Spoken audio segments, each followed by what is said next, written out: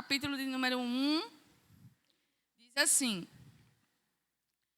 No princípio era o Verbo, e o Verbo estava com Deus, e o Verbo era Deus. Ele estava no princípio com Deus. Todas as coisas foram feitas por intermédio dele, e sem ele, nada do que foi feito se fez. A vida estava nele, e a vida era a luz dos homens. A luz resplandece nas trevas, e as trevas não prevaleceram contra ela. Amém. Hoje vamos ler até aqui, e à medida que vamos seguindo, vamos completando a leitura, tá? Faz tempo, né, que a gente teve a nossa primeira aula. Tem 2 domingos, né, que nós nos encontramos. Tivemos a nossa aula introdutória. Explanamos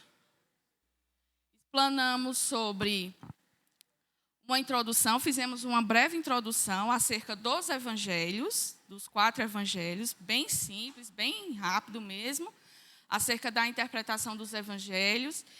O evangelho é um tipo de literatura.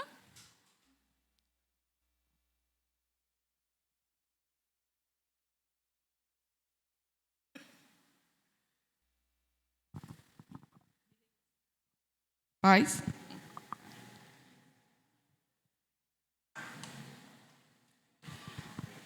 Bom, na nossa primeira aula, nós fizemos uma introdução, uma breve introdução acerca dos evangelhos, do que seriam os evangelhos.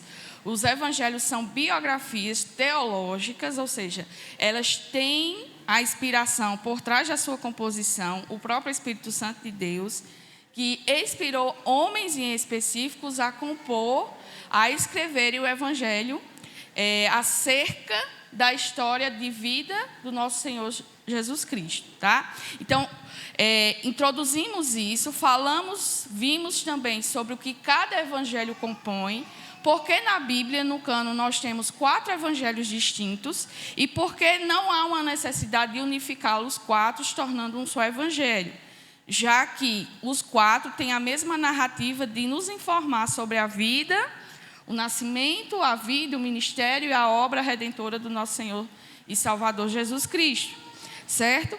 Nós introduzimos o livro de João, o Evangelho de João, vimos as suas principais características. Ele é distinto dos 3 primeiros evangelhos, 90% da sua composição não se encontra nos outros evangelhos, tá? E o foco principal do Evangelho de João é justamente destacar a natureza divina de Cristo, tá certo? Não que os outros evangelhos não façam, mas visto que já havia alguns dos evangelhos já haviam sido escritos na época que João resolve compor este evangelho, então ele vai, de uma forma diferente dos demais, tratar da divindade do nosso Senhor e Salvador. Ele vai focar em Deus, em Cristo, como sendo o próprio Deus, certo? Vimos até ali. Hoje nós vamos, de fato, começar a exegese do texto.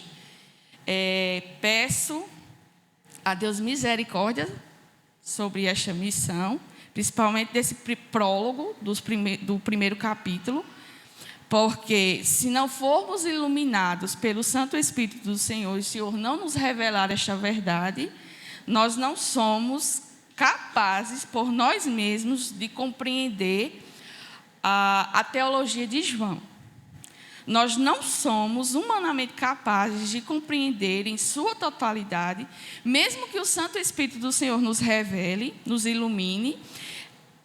A iluminação que Ele nos traz ainda não é a completude daquilo que Ele deseja se revelar a nós, né? O Senhor é eterno e nós somos seres totalmente limitados. Nós estamos presos a um corpo físico, a uma mente limitada, a um tempo específico, a um espaço específico, quando Deus preenche todo e todas as coisas.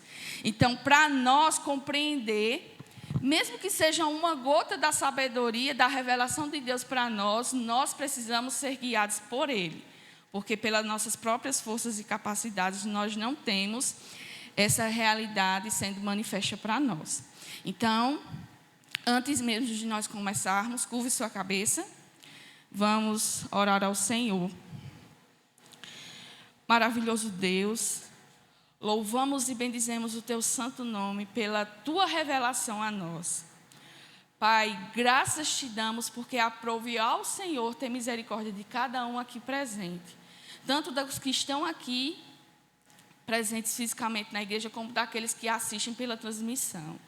Ó Pai, louvamos e bendizemos pela Tua graça e misericórdia derramada sobre nós.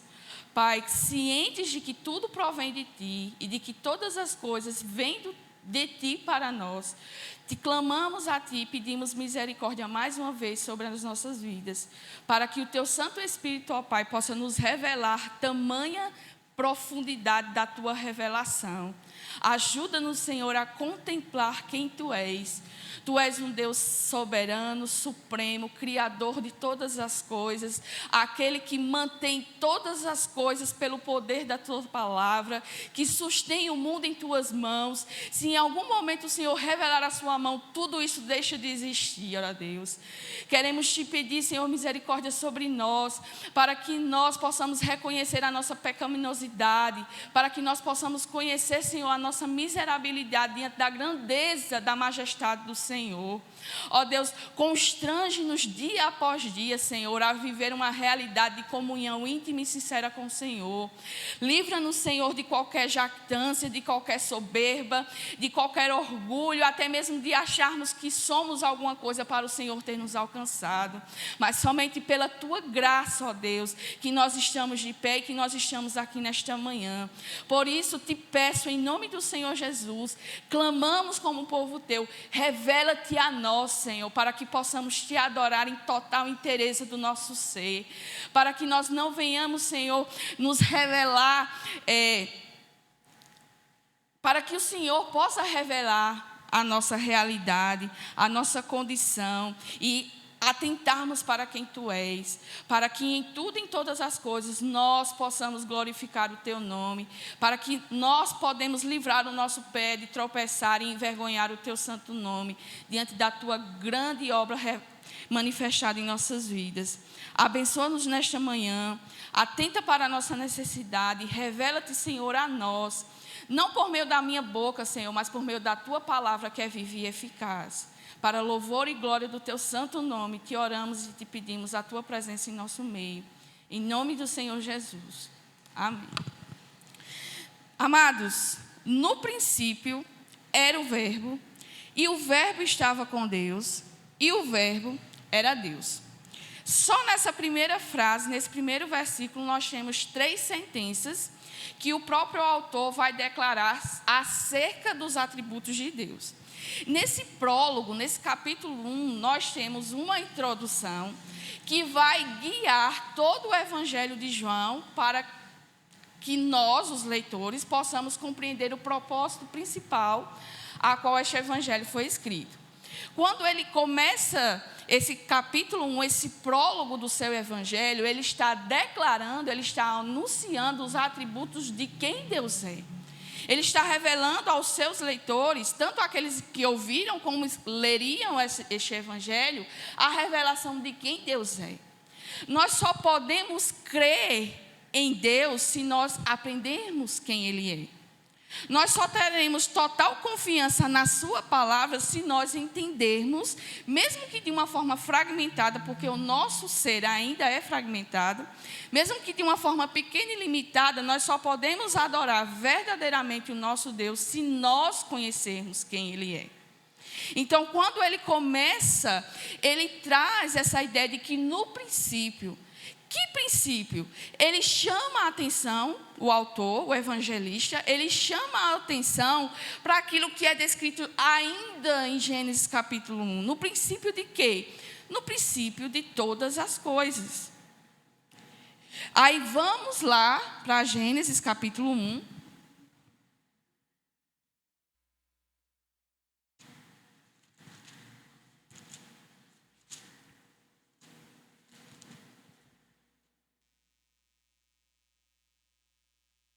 Gênesis capítulo 1 começa da seguinte forma: no princípio, criou Deus os céus e a terra. A introdução do livro de Gênesis já inicia-se falando que, no princípio, antes, quando todas as coisas que nós contemplamos hoje, antes delas existir, quem foi que criou? Foi Deus.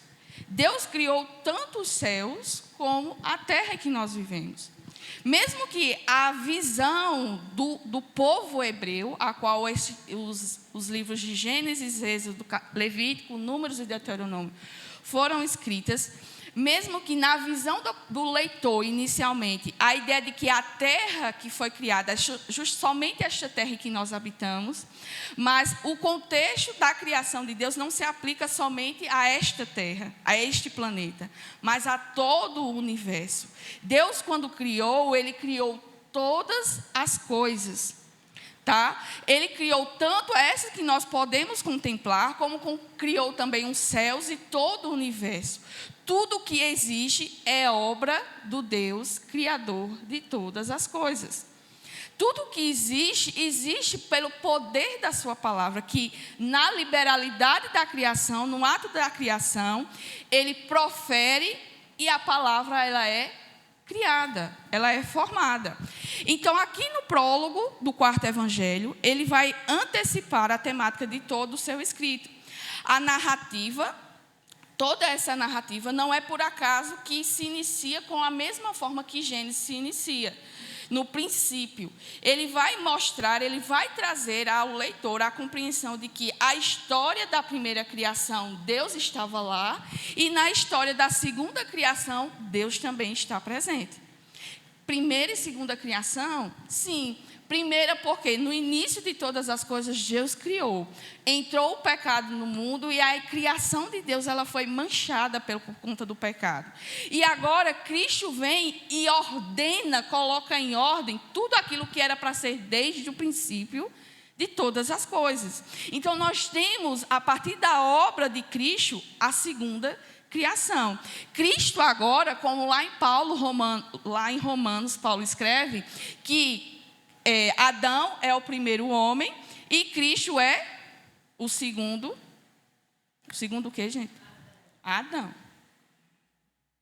Veja que toda a palavra, mesmo que escrita por autores diferentes, ela é unificada pelo Espírito do Senhor. Toda ela fala da mesma pessoa. Toda a palavra, ela tem um propósito principal de anunciar e revelar uma única pessoa.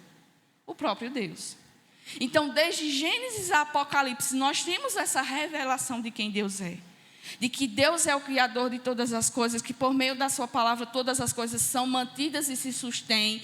Que se Ele não estiver, nada do que existe dentro da criação de todas as coisas, não há nada que nós possamos dizer, isso aqui não pertence a Deus. Porque tudo e todas as coisas provém dele, foi criadas por meio dele, para o louvor da sua glória, e existem e subsistem por causa dele. Tá? Então, no princípio, aqui expressa a história, inicia a história da nova criação que Deus faz a partir da obra de Cristo. Nas duas obras da criação, o agente é a palavra de Deus. Como vimos, lá em Gênesis, a narrativa constante do capítulo 1, se você prestar atenção, e Deus disse, e tudo se fez. E Deus falou, e tudo se fez. E Deus disse, haja luz, e a luz veio a existir. E Deus disse, haja separação entre a terra e o mar, e as águas. E houve a separação. Então, a criação no primeiro momento lá em Gênesis, ela foi feita, ela foi criada, ela foi formada por meio da palavra de Deus. E quem é essa palavra de Deus? No princípio era o verbo. O verbo, na nossa última aula, nós vimos que ele se refere, é uma atribuição ao próprio Senhor, tá certo? Ao próprio Senhor Jesus Cristo. No grego, verbo, ele é logos, a palavra logos. Porém, quando nós tentamos traduzir palavras, frases e textos de uma linguagem que não é a nossa, de uma linguagem diferente para a nossa linguagem, acontece de que se perde, querendo ou não, perde-se algum sentido da palavra. Isso vai anular a palavra como um todo? De forma alguma.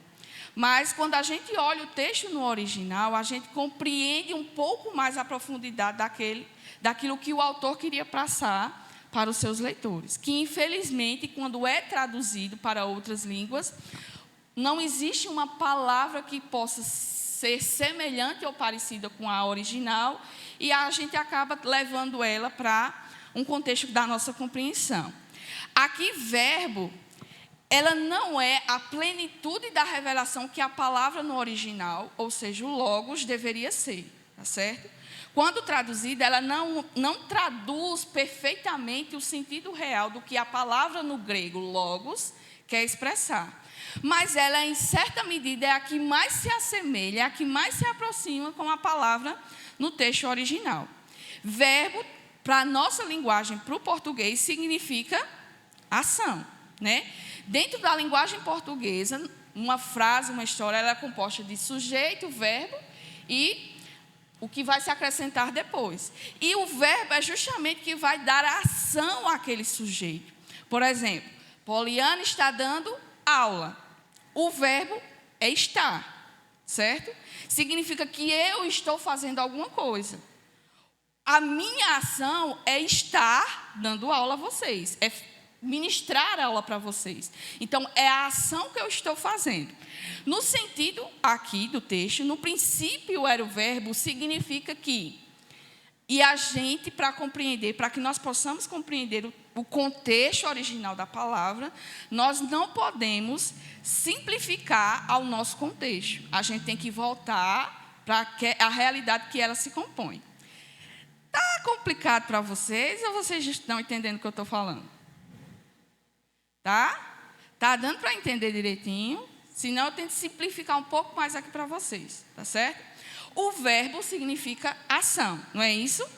Então, quando esse verbo é atribuído à pessoa de Cristo, é como se ele estivesse personificando ou dizendo que tudo aquilo que vem, que sai da boca de Deus, é realizado, ele é formado, ele é feito por meio da palavra. Então, quando o verbo é descrito aqui como Cristo, aí a gente tem, então, alguns atributos por trás que nós precisamos prestar atenção para podermos compreender a realidade daqui, do que João está falando aqui no capítulo 1. No Antigo Testamento,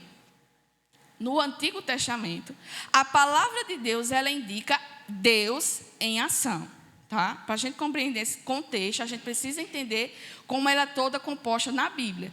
Então, quando fala-se diretamente da palavra de Deus, está falando da ação direta de Deus em meio à libertação, em meio à revelação que ele se faz diretamente aos homens, como também no caso aqui do texto, da criação. Tá? Então, a ação de Deus na criação, na revelação e na sua libertação. Na narrativa da criação, no início em Gênesis, lemos repetidas vezes que disse Deus e assim foi feito. Isto pode ser expresso como em outros termos que no livro, na Bíblia, nós encontramos. Peço, por favor, que alguém abra Salmo de número 33, versículo 6 e versículo 9. Outra pessoa, por favor, abra Isaías 7, 3. E Isaías 38, versículo 4.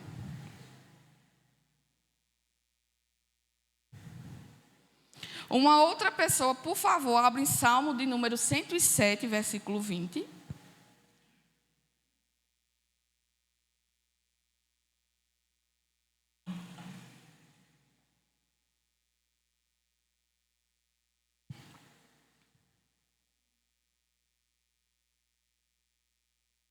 Quem achou o Salmo 33, pode ler, por favor.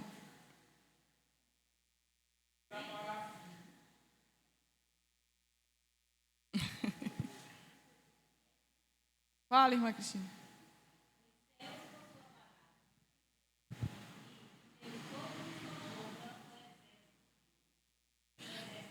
Agora o versículo 9. O verso 9.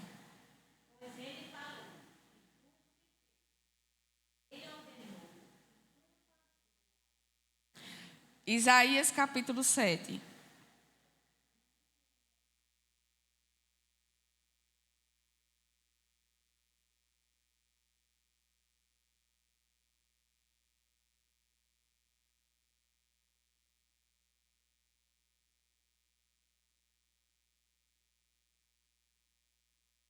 Pronto. Lemos o versículo todo, mas o destaque é só para a introdução. E disse Deus. No capítulo 38 de Isaías, versículo 4, nós temos a mesma afirmação, só expressa de uma maneira diferente. Em Isaías 38, nós temos a leitura dizendo que veio a palavra do Senhor a Isaías. O contexto de "e disse Deus" e "veio a palavra do Senhor a Isaías", elas são sinônimas. Elas querem mostrar e revelar a mesma coisa, que Deus disse e como a palavra veio. Só que nesse sentido dessa segunda passagem, que é o de Isaías 37:8, nós temos a ideia de que alguém veio, um mensageiro em específico veio e trouxe essa revelação para Isaías. Está dando para entender? No Salmo que a irmã Cristina leu, nós lemos e ouvimos que os céus por sua palavra se fizeram. Deus falou e tudo se fez. Aqui, Deus diz diretamente, é uma revelação direta para o homem, como ele também manifesta a sua palavra por meio de alguém que veio trazê-la. Tá? Ela expressa o mesmo sentido. As duas afirmações elas serão sinônimas, mostrando que há um mensageiro que Deus enviou de uma forma direta ao profeta. Um exemplo mais claro ainda que nós podemos entender disso é o Salmo 107. Quem abriu? 20, versículo 20.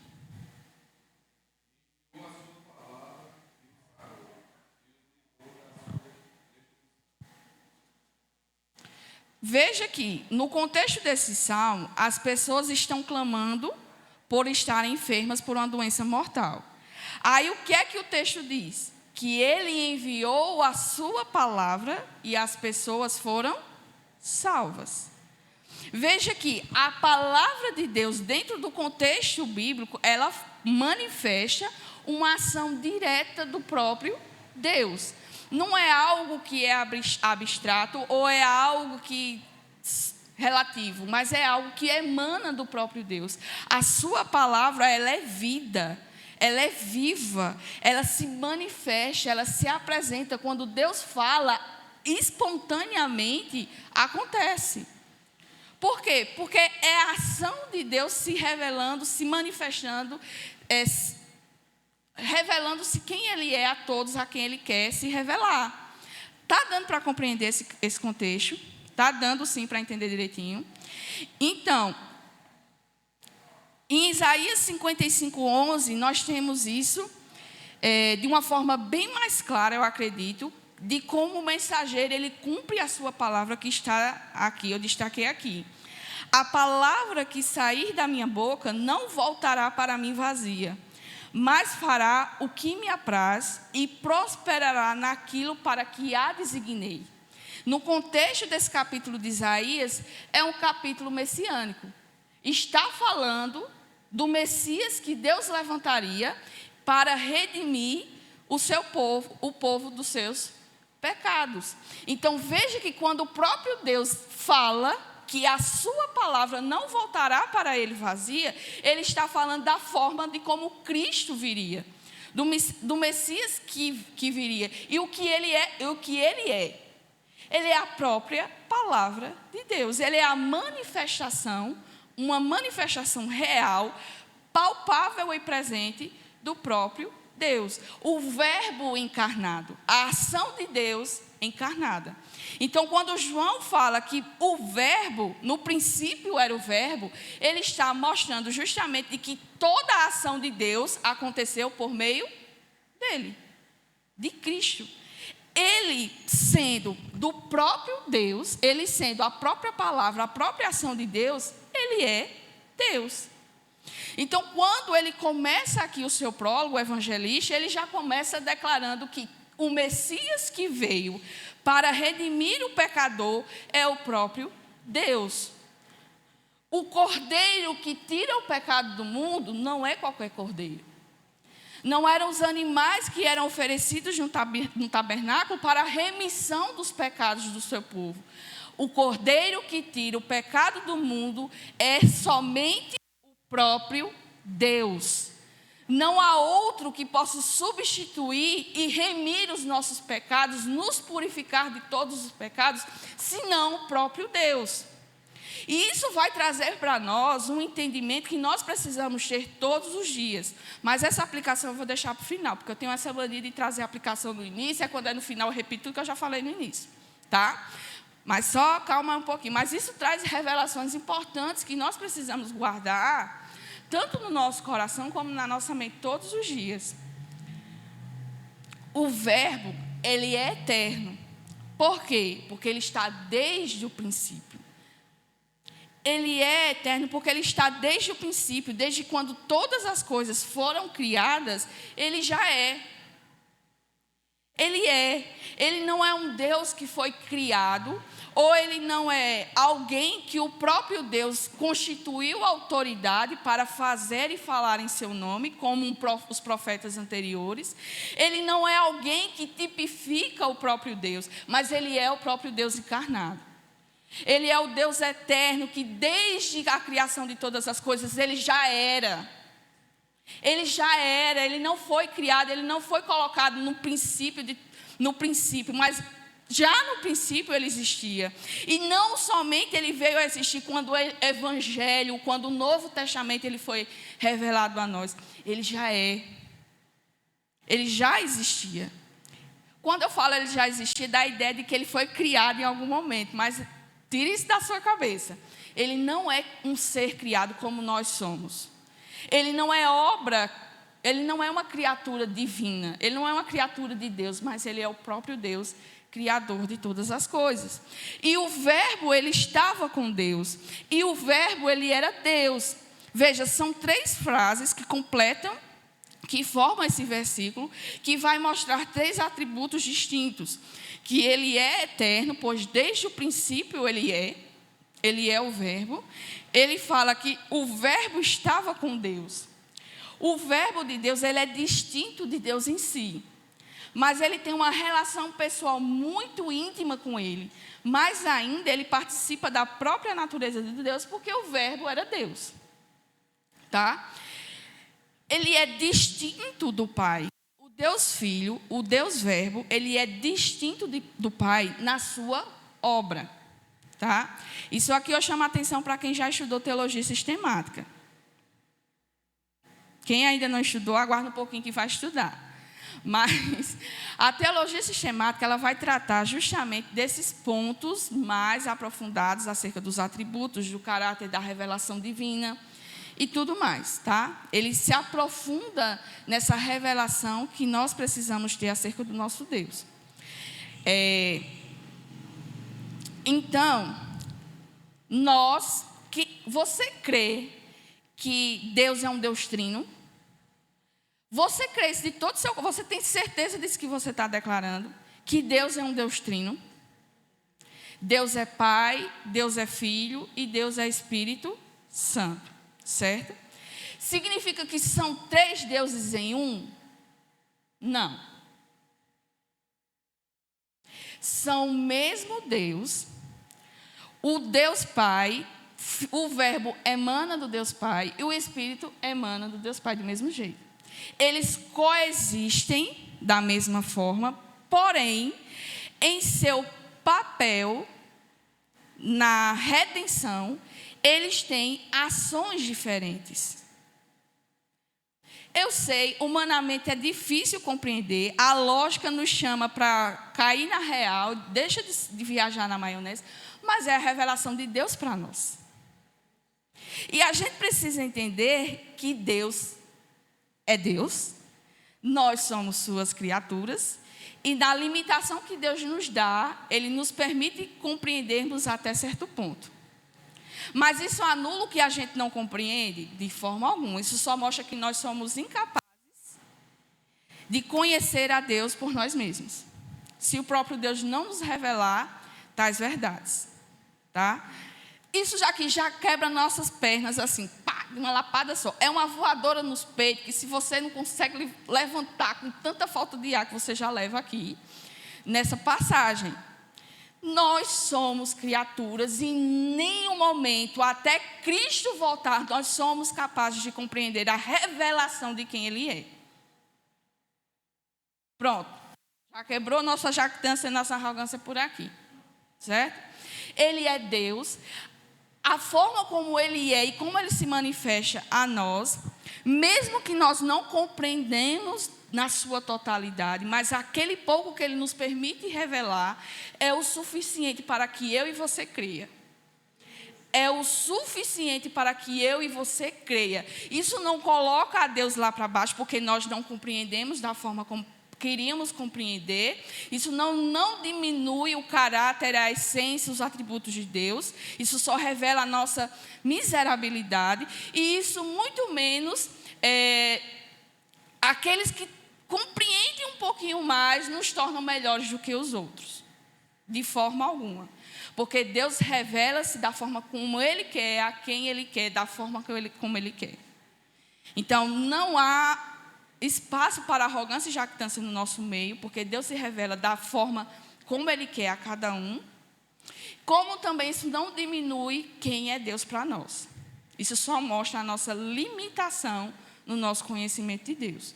E o que nós precisamos é, todas as vezes que nós nos achegarmos ao Senhor, pedir misericórdia para que Ele se revele de uma forma clara para que nós possamos compreender. Então, tudo que está aqui é essencial para que eu e você creia. Quando Deus manda Noé construir uma arca, não havia chovido na terra até aquele momento do dilúvio. Ninguém nunca tinha ouvido ou visto falar em chuva. E Deus manda Noé construir uma arca porque Ele mandaria um dilúvio. O que Noé fez? Noé questionou. Como é que é uma arca? Não, ele foi lá e obedeceu. Ele creu. Ele creu, porque ele sabia quem era o Deus a quem estava chamando para esta missão. E é o chamado que nós temos nesta manhã. Creia em quem Deus é. No chamado que Ele tem para você. Eu falo chamado, o chamado unificado para todos, não o chamado individual que Deus tem para cada um. Mas creia quem Deus é, que Deus fez por nós. E como Ele nos dá a esperança de que Ele voltará. E que todas as coisas que nós vivemos hoje, todas as adversidades e tribulações que nós passamos hoje, todas as nossas dores, todas as nossas enfermidades, tudo aquilo que nos prende ainda nesta terra, tudo isso passará. Tudo isso passará. E é o Senhor que nos garante esta realidade na sua palavra. Não sou eu que estou dizendo a você. Não foi uma revelação que Deus trouxe diretamente ao meu coração. Mas é o que Ele fala na sua palavra. E o nosso chamado é para crer no Deus que nos chama, que nos salva, que nos limpa e nos purifica de todo pecado. E que nos faz perseverar até o grande dia. Creia em Deus. Agora creia na sua totalidade. Não creia dizendo, eu creio em Deus, e quando está passando pela luta, você quer de todas as formas fazer aquilo conforme o seu coração deseja. Creia entregando que até nas adversidades, o Senhor é quem nos sustenta. O Senhor é quem nos livra. O Senhor é quem nos guarda. E mesmo que eu passe pelo vale da sombra da morte, mesmo que eu veja a morte, isso não significa um fim, porque o meu Senhor venceu a morte. Esse é o nosso chamado, é isso que Deus quer de cada um dos seus filhos. Creia em quem Ele é. Ele se revelou e alguma das suas revelações anteriores deixou de ser cumprida? De forma alguma. De forma alguma. Todas, cabalmente, aquilo que Deus proferiu por meio da sua palavra se cumpriu. E agora nós aguardamos a sua volta. Então creia tão somente que você não foi chamado para este mundo. Você é peregrino nesta terra. Você pertence a um novo céu e a uma nova terra. Há um rei que governa sobre você. E não estou falando de rei, presidente, governador. Eu não estou falando de homens terrenos. Eu estou dizendo que há um rei soberano. Não somente sobre todo mundo, mas sobre toda a história. Por todo o universo ele é rei. E é ele quem lhe chamou. E é ele que lhe fez parte de um novo reino, de uma nova cidadania. Você não faz parte desta terra. Você faz parte da nova Jerusalém. Creia no Senhor. Creia tão somente no Senhor. Largue as rédeas do seu coração e descanse em Deus, que opera tudo em todos e que faz conforme a sua vontade em cada um de nós. O Verbo estava com Deus, né? Então, dentro da atividade da Trindade, cada um tem o seu papel. O Deus Pai tem um papel específico, o Deus Filho tem um papel específico e o Deus Espírito Santo também tem o seu papel específico. Isso não nos torna 3 deuses, mas é um só, trabalhando de maneiras diferentes no plano da redenção, para remir a mim e a você dos nossos pecados. Então, dentro da ontologia, dentro do papel de Deus, ele se manifesta agindo de maneiras diferentes. E isso se torna bem claro no livro de Efésios, né? A carta não, a carta... Eu tenho uma paixão por essa carta, né? Mas eu convido você depois a ler Efésios capítulo 1. E nós temos de uma forma bem clara, mediante a instrução do Espírito Santo, a manifestação de Deus em seu papel na Trindade. O Deus Pai, o Deus Filho e o Deus Espírito Santo. Se revelando a nós e nos mostrando a nossa necessidade de uma redenção. E o Verbo era Deus, certo? Então nós temos Deus eterno, né? No princípio ele estava. Nós temos que o Verbo estava com Deus, então ele participa de uma forma íntima e relacional com o próprio Deus. O Deus Filho, o Verbo, se relaciona intimamente com Deus, porque ele estava com Deus. No original é pros interoteus. Esse pros, no grego, ele traz essa relação familiar de unidade. Tá? Então, quando diz que o Verbo estava com Deus, no original é que a relação que eles têm é de uma relação de intimidade tão profunda como de um laço familiar, certo? Ele estava com Deus, ele estava face a face com Deus desde a criação de todas as coisas. Mas mesmo ele sendo distinto no seu papel, ele é o próprio Deus. Ele é o Deus encarnado. E o Verbo era Deus. A natureza do Verbo é o que esta parte C desse primeiro versículo manifesta para a gente. Ele é o mesmo Deus, coigual com o Pai. Amém? Alguma dúvida? Isso é só o primeiro. Eu já suei. Esse é só o primeiro. Imagina a gente até terminar esse primeiro capítulo. Vai ser 2 meses para frente, né? Brincadeira. Mas vocês compreendem direitinho esse primeiro versículo?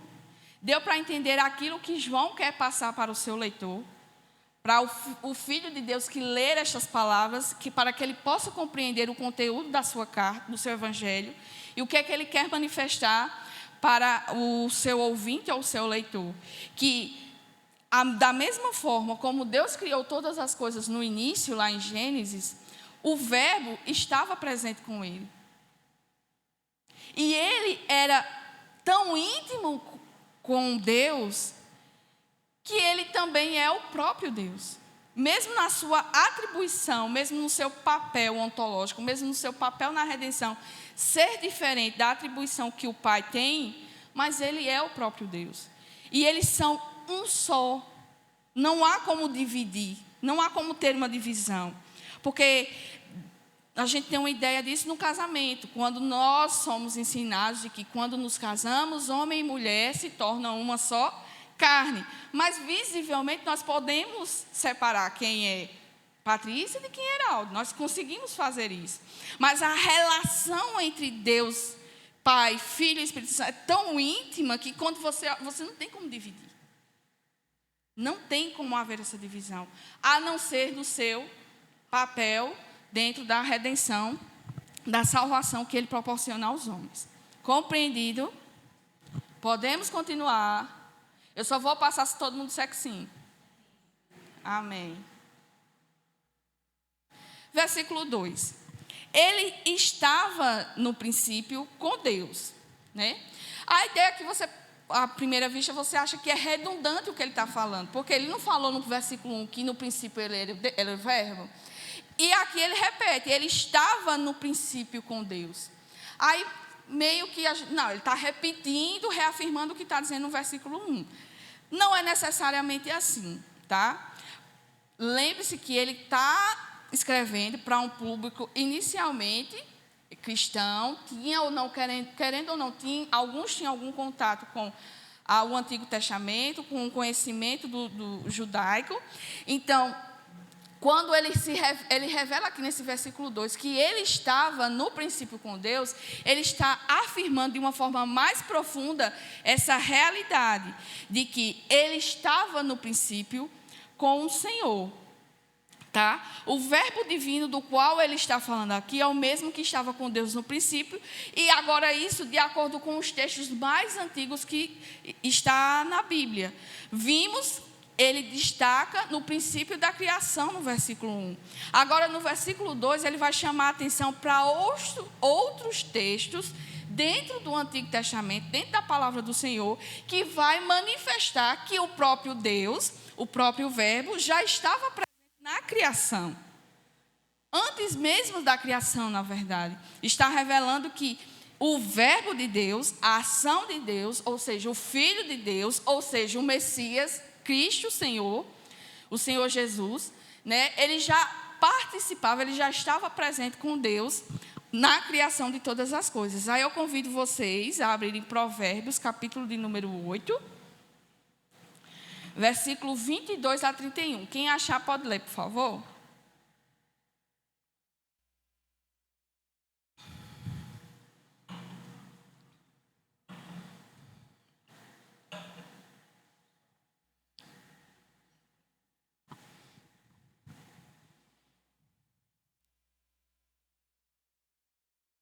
Provérbios 8, versículo 22 a 31. Quem achar pode ler.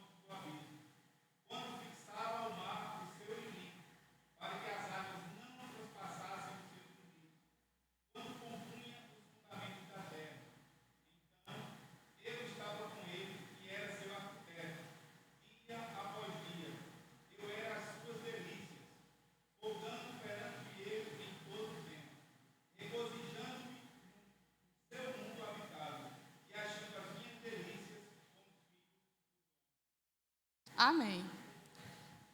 Compreender esse versículo, esses versículos, Provérbios capítulo 8, ele vai destacar a majestade da sabedoria, tá certo?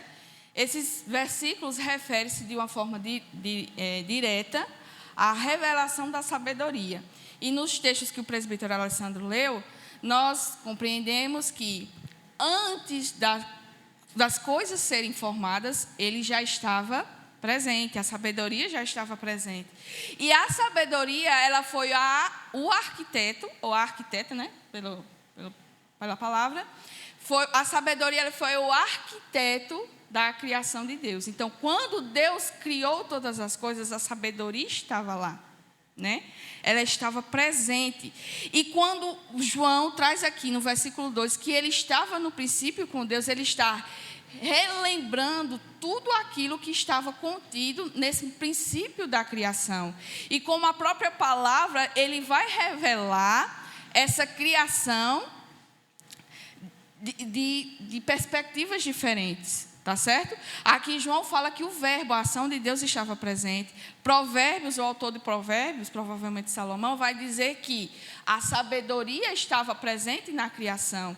Então, aqui nós entendemos que a sabedoria divina, ela é personificada e colocada como presente e ativa na criação do homem, do mundo. O Senhor me possuía no início de sua obra, antes de suas obras mais antigas. Desde a eternidade fui estabelecida, desde o princípio, antes do começo da terra. Então, eu estava com ele. O evangelista vai trazer aqui nesse versículo 2 que o verbo em questão também se refere à sabedoria que é cantada lá em Provérbios, que é cantada por salmistas e narrada pelos profetas no Antigo Testamento. E vai além, declarando que o verbo com a sabedoria foram encarnadas na pessoa do nosso Senhor Jesus Cristo. Então, ele está chamando a atenção que, no princípio era o verbo, era a ação de Deus, mas que também ele é a sabedoria de Deus. Cristo, em sua plenitude, ele é mais do que um ser humano que veio e cumpriu as leis e as ordenanças e os mandamentos do Senhor e se ofereceu como sacrifício. Ele é o verbo encarnado, ele é a sabedoria divina sendo revelada, sendo manifestada visivelmente para os homens. Ele é mais do que aquilo que nós podemos contemplar. Ele é. Essa é a revelação que João traz aos seus leitores. Cristo, aquele que morreu e se entregou por vocês, não é mais um profeta, ele não é como Moisés, não é como Elias, ele não é como alguém que Deus deu autoridade para se manifestar e remir o povo do pecado. Ele é o próprio Deus encarnado, ele é a ação de Deus, ele é a sabedoria divina, manifesta aos nossos olhos. Vocês que contemplaram e viram a sabedoria de Deus encarnada, viram o próprio Deus encarnado. Nós hoje que nós sonhamos com essa revelação visível, nós sabemos que Ele se manifestou presentemente, carnalmente nesta terra. E nós aguardamos, ansiamos, expectamos de uma forma fervorosa a revelação da sua segunda vinda. Porque agora nós não veremos mais como homem, mas veremos como Ele é.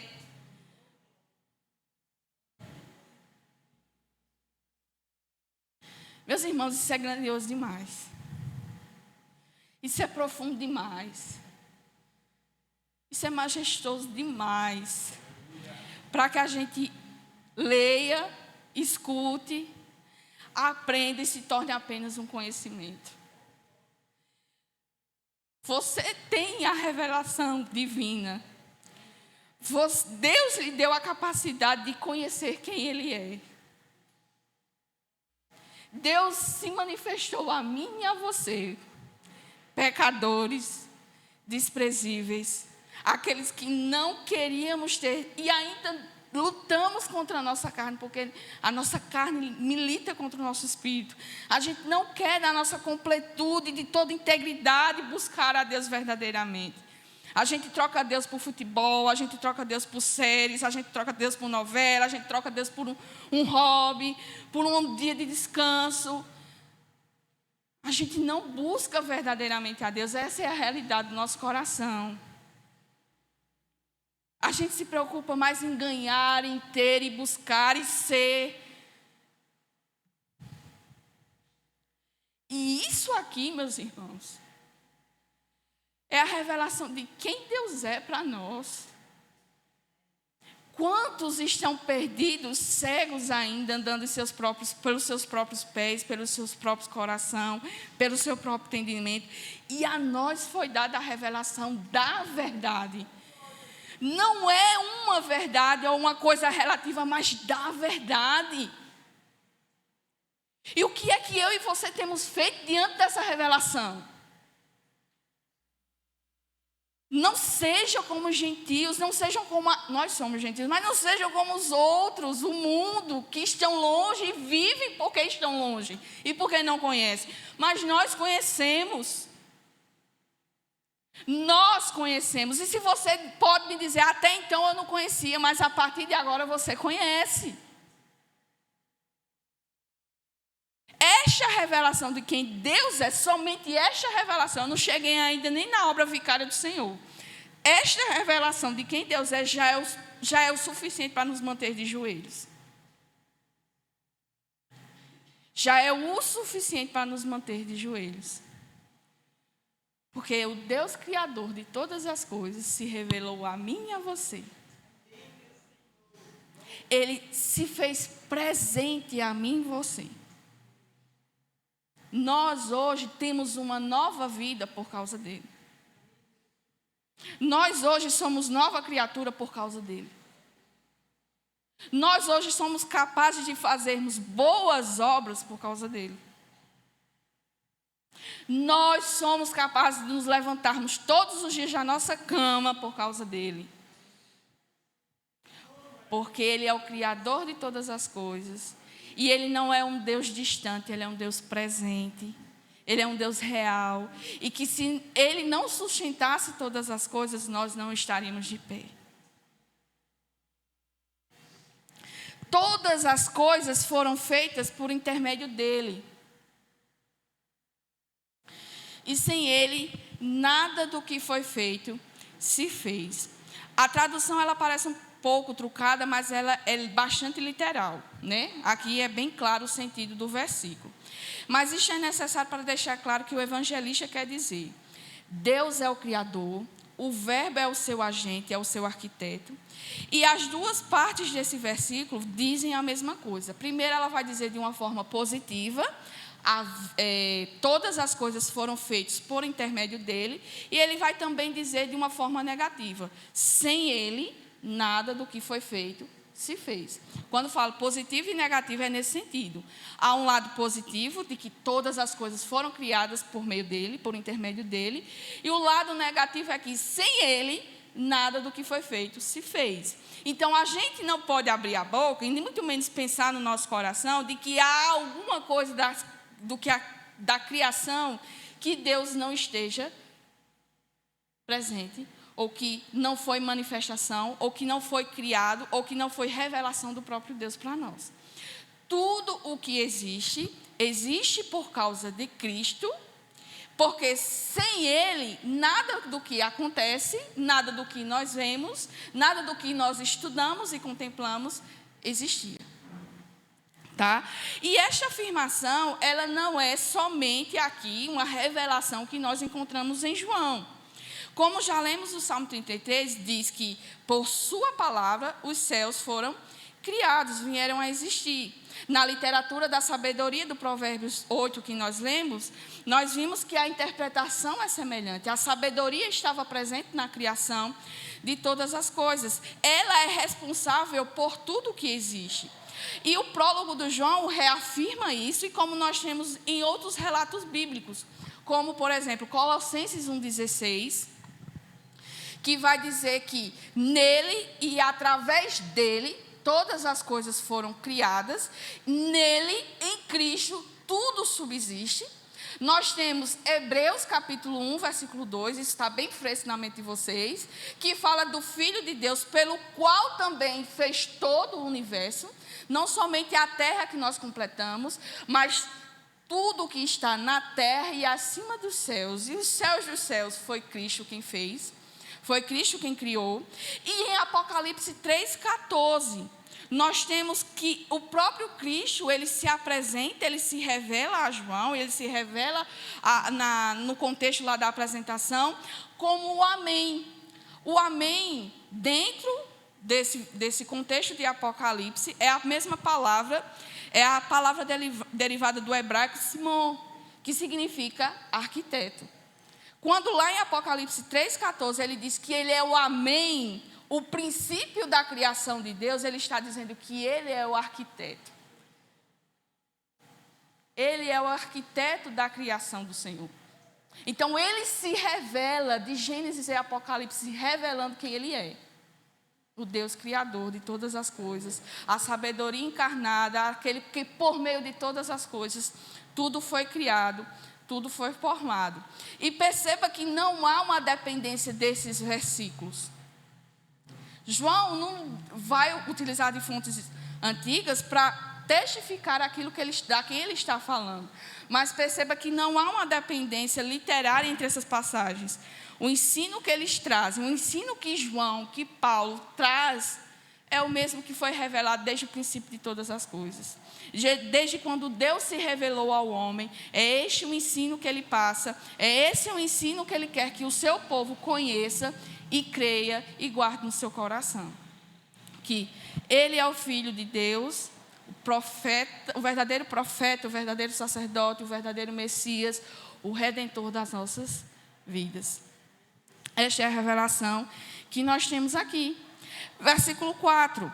A vida estava nele, e a vida era a luz dos homens. A luz resplandece nas trevas, e as trevas não prevalecem contra ela.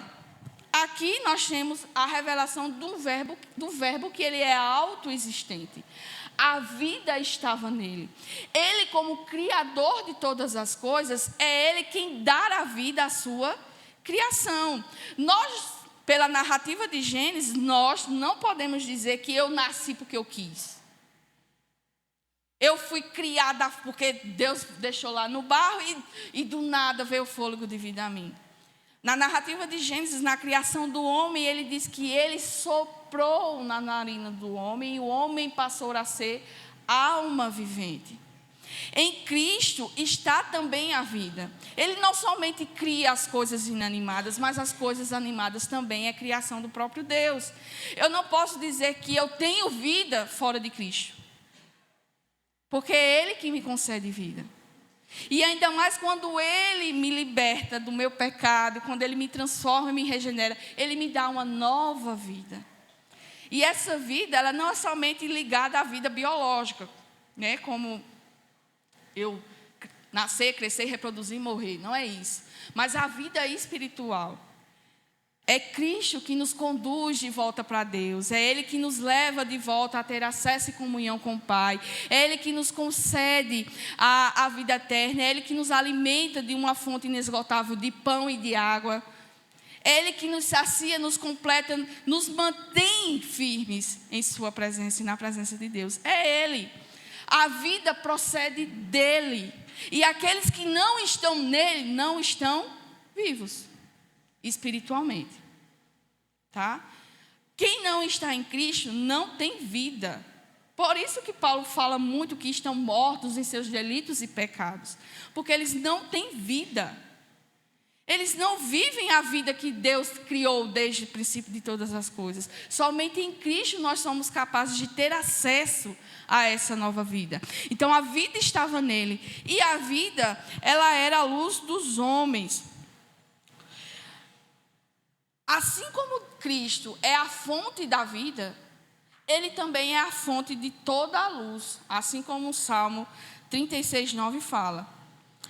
Isto vale tanto para a iluminação natural da razão concedida à mente humana, como para a iluminação espiritual que acompanha o novo nascimento. Nenhuma das duas elas podem ser recebidas sem a luz que está presente no Verbo. Você não pode ter entendimento de quem é Deus se Deus não revelar. Você não pode ter uma iluminação espiritual da sua condição como pecador, de quem Deus é, do que Ele fez, da sua necessidade de um Salvador, se Ele não revelar. Aí o versículo 5, ele complementa isso, porque ele diz que a luz resplandece nas trevas. Voltando para Gênesis, qual a primeira coisa que estava sobre a face da terra? As trevas cobriam a terra, a face do abismo. E quando ele diz, haja luz, e o que é que acontece? A luz veio e resplandeceu, trazendo a revelação da terra como ela era. Da mesma forma, mesmo que parafraseando aqui, acontece conosco. Antes de Cristo vir até nós, nós estávamos em trevas. Nós andávamos obscurecidos. Nós não sabíamos para onde íamos. O nosso coração era guiado pelos nossos próprios desejos, pelas nossas próprias vontades. Nós não tínhamos uma iluminação para nos conduzir ao que é correto. Por mais que tínhamos a palavra, foi necessário a luz divina para que possamos enxergar aquilo que nós éramos. Se Cristo não se revelar, nós não teremos compreensão da nossa pecaminosidade, nós não teremos a compreensão de que necessitamos de um Salvador, e nós não teremos a compreensão do que Ele fez por nós. Tudo se torna fútil, tudo se forma, Ele fez isso por mim, que lindo, Cristo morreu por mim, olha, que fofo. Aí eu vou cobrar do meu marido, tu não morre por mim, tu nem fez o que Cristo fez por mim. A gente torna a obra vicária do Senhor uma coisa reles. Mais uma coisa que acontece. Se essa luz de Deus, se essa luz divina não se manifestar a nós, não iluminar a nossa mente e o nosso coração, todos os nossos caminhos serão em trevas. Então, a luz resplandece nas trevas, porque aonde a luz chega, há a revelação do que está em sua volta. Antes nós andávamos porque nós não enxergávamos. Hoje nós andamos porque Ele é a luz que manifesta todas as nossas obras. E essa luz, ela tem 3 características. Ela se apresenta de 3 formas. A luz que faz desaparecer o caos, que é o que está descrito aqui no versículo 5, que a luz resplandece nas trevas, e as trevas não prevalecem contra ela. Ela faz desaparecer as trevas que havia no nosso caminho. Ela faz nos contemplar por onde nós estávamos andando. A luz também, ela é reveladora, que tira as máscaras e os disfarces, e nos faz ver coisas como elas de fato são. Ela nos ilumina por dentro. Ela não só ilumina o nosso caminho, mas ela nos ilumina quem nós somos em nosso interior, no mais profundo do nosso ser. Ela revela as máscaras que nós usamos perante as pessoas. Ela revela os disfarces que nós usamos para mascarar o nosso real intento, a nossa real condição humana. E quando Cristo vem e chega, Ele tira toda a treva e Ele ilumina quem nós somos verdadeiramente. Nós não somos enganados, porque a luz de Cristo revela quem nós somos. Se nós insistimos em viver da forma como nós vivíamos antes, é porque a luz ainda não iluminou tudo que era para ser iluminado. Ela ainda não entrou de uma forma plena e perene que revela a nossa condição. E essa luz também é a luz que guia. Lâmpada para os meus pés é a tua palavra. A palavra de Deus, a ação de Deus, ela que nos guia no caminho pelo qual nós devemos andar. Veja aí o que essa luz representa para nós, né? O que essa luz é, não somente para nós, o que ela é de verdade. Ela resplandece nas trevas e as trevas não prevalecem contra ela. Uma situação bem clara para a gente fechar aqui esse contexto imagina que faltou energia na sua casa e você só tem uma vela. Aí você acende aquela vela, uma vela fininha, pequenininha, uma chama tão pequenininha. Quando você acende ela, ela é capaz de iluminar, trazer à revelação tudo que está presente naquele ambiente que você está. Isso no contexto de uma vela. Agora contemple, tente imaginar a revelação da luz, da verdadeira luz. A luz que se apresentou na criação de todas as coisas, que revelou a terra, tirando as trevas do meio dela, é a mesma luz que se revela a nós e revela a nossa condição, a nossa miserabilidade. É ela que nos livra das trevas e ela que nos guia a toda verdade, no caminho que nós devemos andar. É nesse contexto que Cristo é apresentado a nós como a verdadeira luz. A luz que resplandece nas trevas e as trevas não prevalecem contra ela. A mesma coisa o próprio João vai falar na sua carta, em 1 João, que ele diz que as trevas se vão dissipando e a verdadeira luz já brilha. Essa revelação ela já é presente para nós. Ela já está no nosso meio. Ela é real e nós podemos contemplar de uma forma visível, né? Isso não é apenas algo que eu estou falando, não é algo que aconteceu naquele período em que Jesus viveu, mas eu e você podemos contemplar isso de uma forma real e presente nos nossos dias. Ela é a verdadeira luz que dissipa todas as trevas, que revela o nosso caráter, que ilumina o nosso caminho e nos conduz a uma vida de paz e eterna. Amém? Compreendido até aqui? Então eu posso fazer pergunta para vocês. A gente ainda tem uns 10 minutos, eu posso fazer pergunta para vocês? Posso? Ixi, vocês não estão certos em nada, né? Eu posso fazer pergunta para vocês, vocês vão me responder, certamente.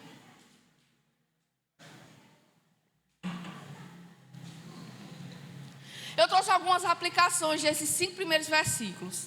Eu não poderia seguir adiante sem trazer essa realidade aqui para a gente. Se você não prestou atenção no que eu falei até agora, né?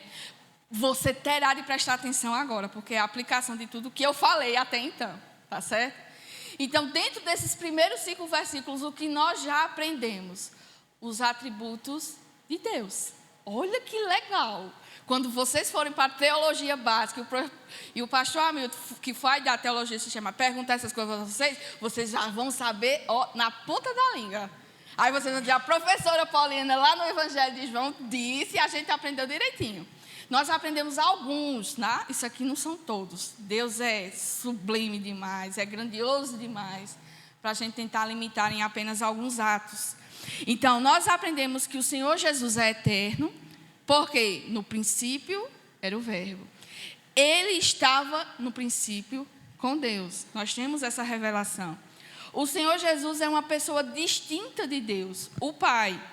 Mesmo sendo os 3 é eles são distintos no seu papel, tá certo? Na sua obra, eles têm papéis distintos. E mesmo assim, ele é com ele. O relacionamento entre Deus Pai, Deus Filho e Deus Espírito Santo é tão intrínseco, é tão inefável, que ninguém pode dividir. Ninguém pode separar. Tá? Eles são mesmo com papéis distintos na obra da salvação. Um outro ponto que nós aprendemos é que o Senhor Jesus é o próprio Deus. E o Verbo era Deus, né? O Senhor Jesus é o Criador de todas as coisas. Mandou Ele e tudo se fez. Todas as coisas foram feitas por intermédio dEle, e sem Ele, nada do que foi feito se fez. E por último, e não menos importante, o Senhor Jesus é a fonte de toda luz e de toda vida. É dele que emana a verdadeira vida. Fora de Cristo, nós não temos iluminação, nós não temos vida plena, nós não desfrutamos daquilo que Deus fez para nós desde o princípio de todas as coisas. Fora de Cristo, não há uma vida perfeita, não há uma vida plena. Não há essa realidade. A luz tem constantemente resplandecido nas trevas e a maioria dos homens não tem a compreendido. Mas se qualquer dos incontáveis seres humanos, homens e mulheres, já receberam luz e vida espiritual, devem tudo isso a Cristo, o nosso Senhor Jesus Cristo. Todos nós temos que concordar que nesses versículos há muitas coisas, muito mais coisas que estão acima da nossa compreensão. Talvez vocês não tenham compreendido o que eu cheguei a falar aqui, mas para quem compreendeu, há muito mais coisas que são reveladas nesses 5 primeiros versículos. No texto, há muitas coisas que nós não podemos explicar, mas em que devemos crer e nos alegrar com a humildade do coração. Contudo, nós não nos esquecemos que do texto emana aplicações claras e práticas que nunca poderão se esgotar e não serão conhecidas o suficiente. Se desejarmos conhecer o quanto o pecado é abominável, nós devemos ler com frequência esses 5 primeiros versículos. Note o tipo de pessoa que o Redentor da humanidade precisou ser, a fim de providenciar redenção para nós pecadores. O Cordeiro de Deus era menos, não poderia ser menos que o próprio Deus, encarnado para redimir os nossos pecados. Se tirarmos o pecado do mundo, para tirar o pecado do mundo foi preciso ninguém menos que o próprio Deus eterno, é porque aos olhos de Deus o pecado é muito mais abominável do que a maioria de nós pensamos, ou poderíamos supor. A medida exata da malignidade do pecado é reconhecida quando consideramos a dignidade daquele que precisou vir ao mundo para salvar os nossos pecados, para nos salvar dos nossos pecados. Se Cristo, ele é tão excelso, então o pecado é realmente abominável. E nós precisamos ter esse tipo de entendimento no nosso coração. Se que para tirar os nossos pecados, sangue de animais, de bodes, de bois e carneiros não foram suficientes para tirar o nosso pecado, somente Cristo foi o verdadeiro Cordeiro que tira o pecado do mundo. E se para ele foi necessário vir para cumprir essa missão, isso mostra a malignidade do pecado. O quanto ele é destrutivo em nossas vidas, o quanto ele nos fez perder da nossa comunhão para com o nosso Deus. Se desejamos conhecer o fundamento da esperança do verdadeiro crente, nós devemos ler com bastante frequência esses 5 primeiros versículos.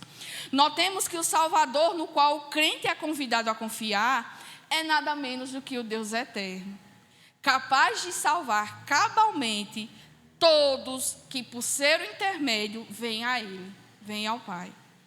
Ele que estava com Deus e era Deus, Ele também é o Emanuel, Deus conosco.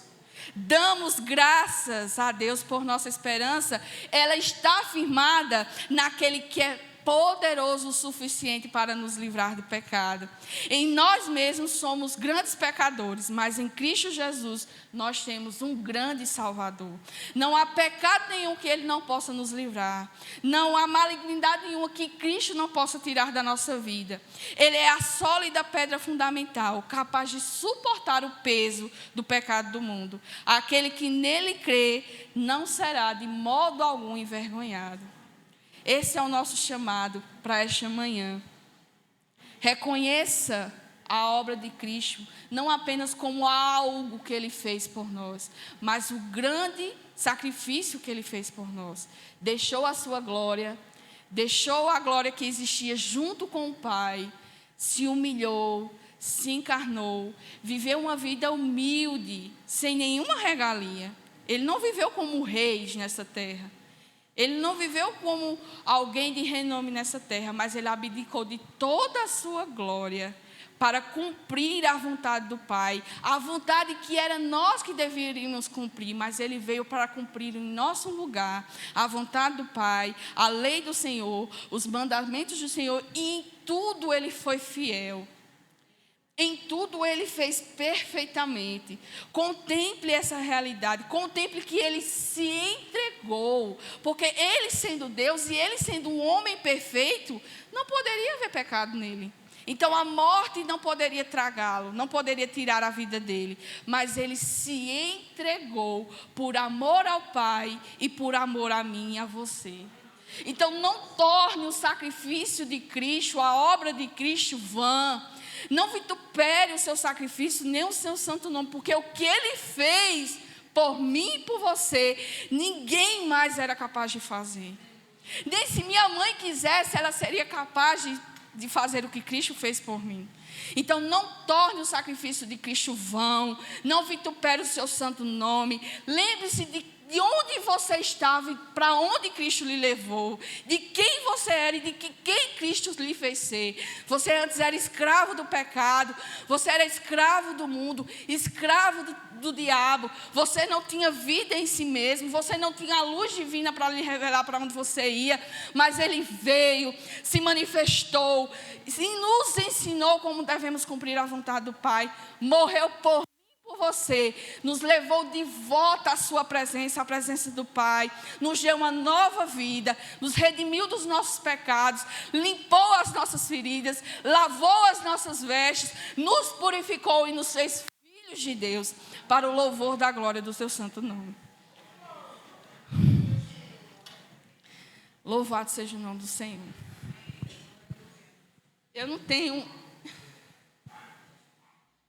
Eu sou chorona mesmo, todo mundo aqui já sabe. Eu choro se você me disser que sou feia, eu choro se você me disser que sou bonita. Eu choro de todo jeito. Mas eu não consigo, de todas as formas, me controlar. Não consigo. Diante dessa revelação.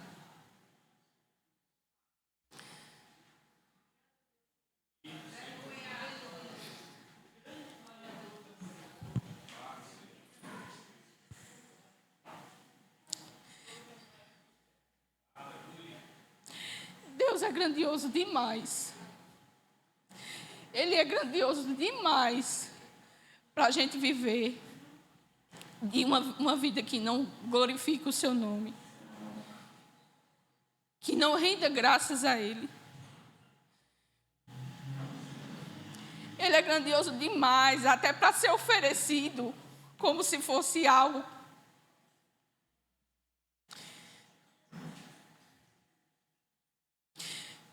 que Ele traga essa revelação aos nossos corações todos os dias. Que todos os dias nós lembremos de quem nós somos e de quem Ele é. Para a glória do seu santo nome. Obrigada, Senhor. Eu não mereço. Obrigada, Senhor. Que a minha vida e a vida dos meus irmãos possam render-te toda a honra e toda a glória que é devida. Livra-nos, Senhor, de tornar o teu santo nome e a tua obra vã, de mancharmos o teu santo nome com as nossas práticas pecaminosas. Ilumina-nos, Senhor, todos os dias com a tua verdade. Que o teu Santo Espírito, Senhor, arde em nosso coração, de uma forma que nós não possamos resistir nem mesmo à nossa preguiça, nem mesmo ao nosso cansaço.